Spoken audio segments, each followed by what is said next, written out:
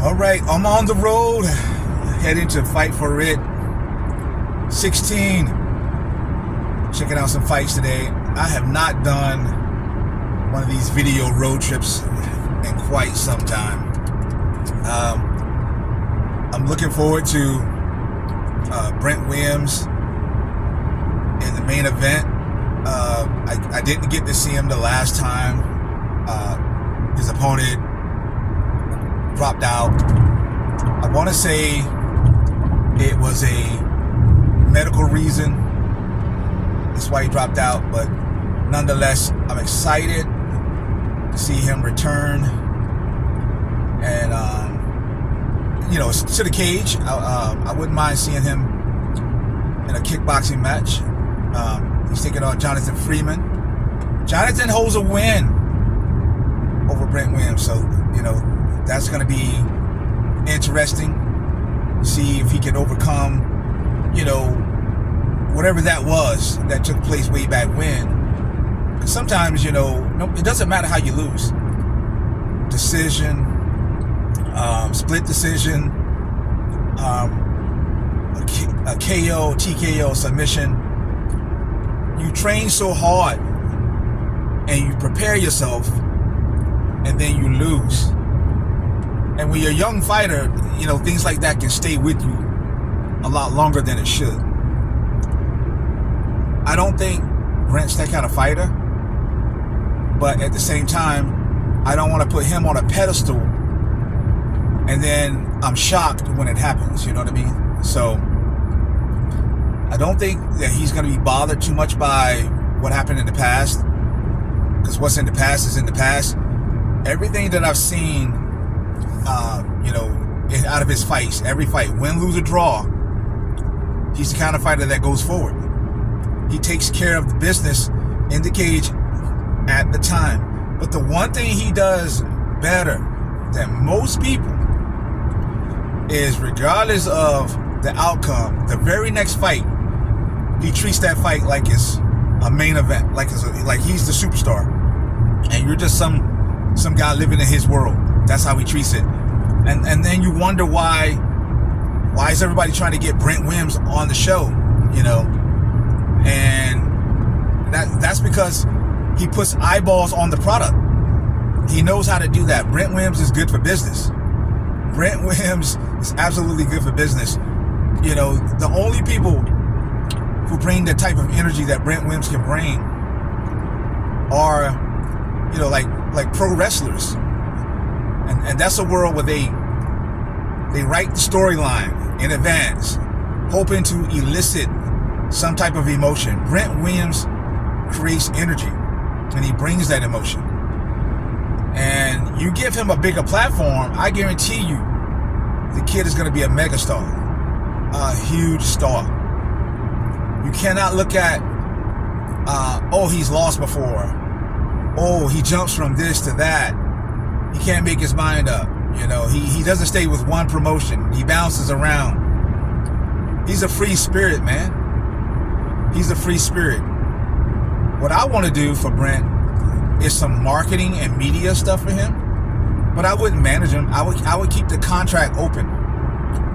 Let him it'd be a co-management deal. If I managed him, if he doesn't have a manager now, I'm just throwing out theory, I would co-manage Brent and let him make a lot of decisions for himself, because he's a free spirit. And I think there's a lot of, promoters out there who don't understand that business model. And also there's a lot of fighters out there who don't understand that you can even do that. And any agreement that you put down on paper, it's about, I say I'm going to do what I'm going to do, and you maintain your side of the agreement. That's it. That is it. I look forward to seeing at Fight for It 16. Of course, the coaches. I'm always going to be a geek when it comes to the coaches. For some of you who know, I've got to meet some of the best coaches in the game. Martial art wise, Pedro Sauer, Teddy Atlas, Lou Duva took me to dinner. Lou Duva, Evander Holyfield's boxing coach. Jesse Reed, who managed and trained the Ruelas brothers. If you don't know him, look him up. Man, so I've always been a geek when it comes to the people behind the scenes, the people who make things work for the fighters. And there's a lot of people out there that negate or forget that fighters don't just walk in the gym. They're not just born that way. There's a process to get them that way. And there's usually a driving force, a guy, a woman with a lot of experience, a lot of insights, a lot of knowledge, being able to mold that person into that fighting machine that we love. So seeing the coaches, Tom Ziegler, Kevin Ferrant, Tony Tan, separate teams now, but still they come from that highest stand lineage. Cody Malte, well, Cody probably won't be there because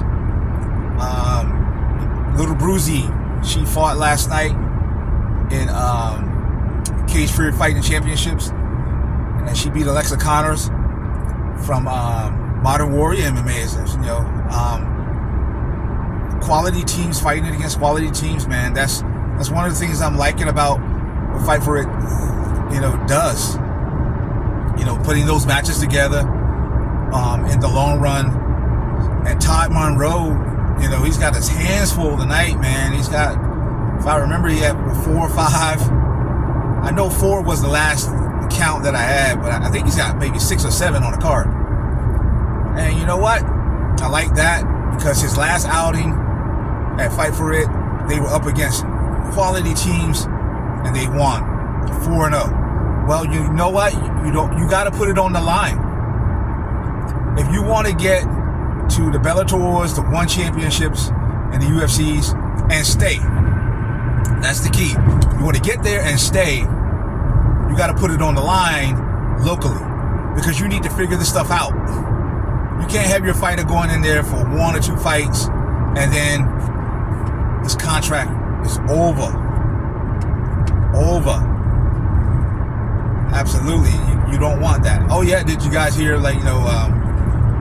Derek Bronson is no longer with the UFC. A legend in our community. Probably one of the most influential personalities when it comes to combat sports in general for North Carolina, and probably the number 1 recognized figure in North Carolina when it comes to mixed martial arts. Who else is on this card? A lot of MMA, a good balance. It's what I really love. It's about 1:30 now, so I'm a good hour and a half out. Fortunately, Winston Salem's only an hour and a half away from my house, so it's not that big of a deal, not that bad of a drive. As you've seen, not a lot of cars out, and I'm cool with that. I'm used to driving a lot, heading up to New York, heading up to New Jersey, Pennsylvania, and the roads are always crowded, and you get used to that over time. Chicago, Indiana, oh my goodness, some of those roads, they're horrible. So this is just a picnic right here. This is a cakewalk.